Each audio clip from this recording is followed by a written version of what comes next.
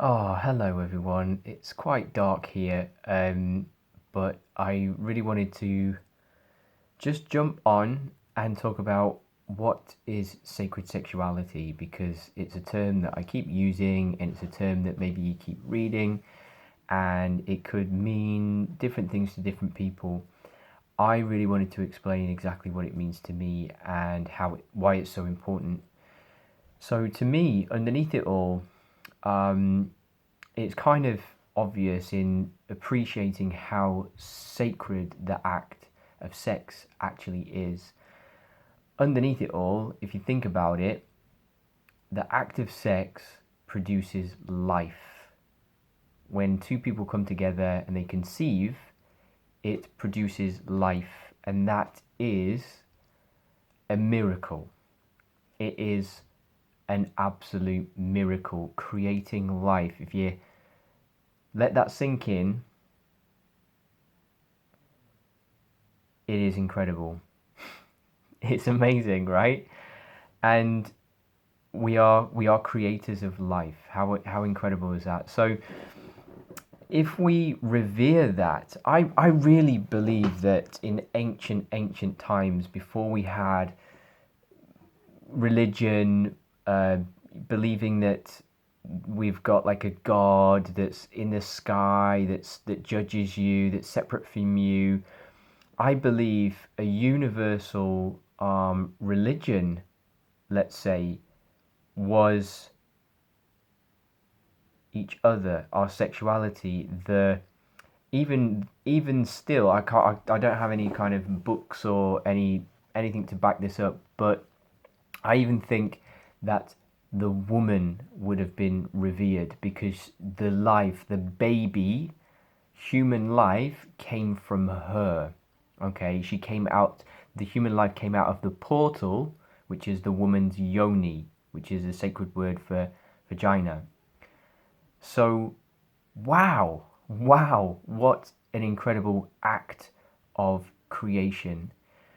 And we also have, when two people, want to come together in sacred union, we have this experience called love.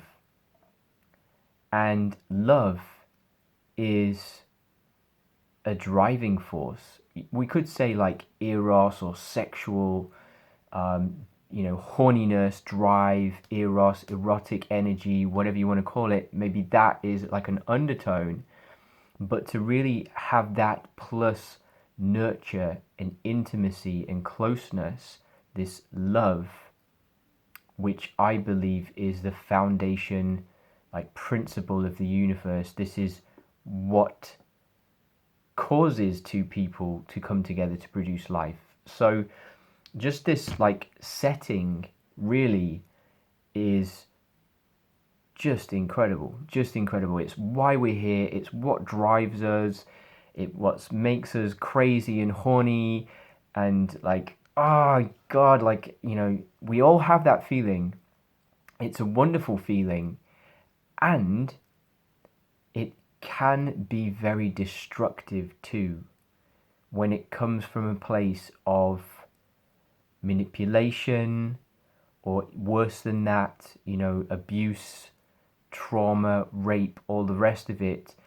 This really unhealthy, suppressed sexual energy can come out in very awful ways. And this trauma stays with people and it can affect their ability to relate to other people, or you know it can really affect people incredibly. So, and there's different levels of this as well. That's like on an extreme level, and a milder version is just heartbreak. When someone has broken your heart, you feel betrayed, or something went wrong in a relationship and it closes down your heart. Okay, and it's a barrier to being able to feel safe, to fully open up and to fully feel love, deep love, and intimacy and connection. So on the one side, we can experience wonderful highs of union, bonds, intimacy, love. And then on the other side, we can have very difficult journeys with being able to do that. So there's how do we get over, how do we get through, how do we evolve past the trauma, the heartbreak, to be able to come into union once again, to experience wonderful things. And in that wonderful conscious union, how can we have children in a healthy environment so that they don't then pass on trauma? Because we inherit quite a lot of trauma from our parents and their parents and their parents, and so on and so on. It's kind of in a physical way, how they were brought up as children. They pass on that kind of, version or way of bringing up their children, and so on and so on. So there's lots of things that have affected our way or ability to really love on a really deep level and have a great foundation for a lovely family. So that is a really big deal. I think if we are able to have a strong foundation of love, then we can have a strong foundation for a very healthy world. Feeling safe so that people can love openly, there is less selfishness in the world, and the world will be a loving, unselfish, compassionate world. So that is a really, really big deal for me, and I want to find ways where we can help promote healthy relationships in that way. Furthermore,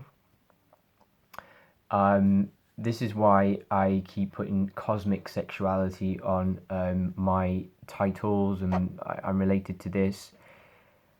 When we're in sacred union, we are able to experience wonderful orgasmic bliss, and we can actually cultivate sexual energy between our partners to experience incredible things. We can start to see that the divine principle or creation itself is in ourselves and our partners. And when we are able to surrender to the other person and exchange this highly potent sexual energy, we can experience very, very high states of orgasmic bliss that will give you insights into the cosmos, into our divinity, our divine nature itself, and eventually one can dissolve to become one and experience this non-dual state where we kind of dissolve into the infinite nature of the cosmos, which is a super orgasm. Basically, this is the foundation. This is the principle of the universe itself, is just like an orgasmic cosmic state. The Big Bang was a big orgasm, basically, and it's exploding in any one moment in all of timeless time, which is all the now, which is very sort of hard to explain, but really it can be experienced in a moment of total surrender, in total cosmic union with another lover. So that's totally next level stuff, and this practice is very, very it's fascinating to me, and it's a really big deal. So that in 10 minutes is basically my understanding. This is my version of what sacred sexuality is, cosmic sexuality, cosmic orgasms, and hopefully it gives you an insight into me as a person and what I'm really passionate about. So good to have you on board and watching my content. Feel free to interact with me, post me any questions. I'm here to support everybody. So lovely to be here.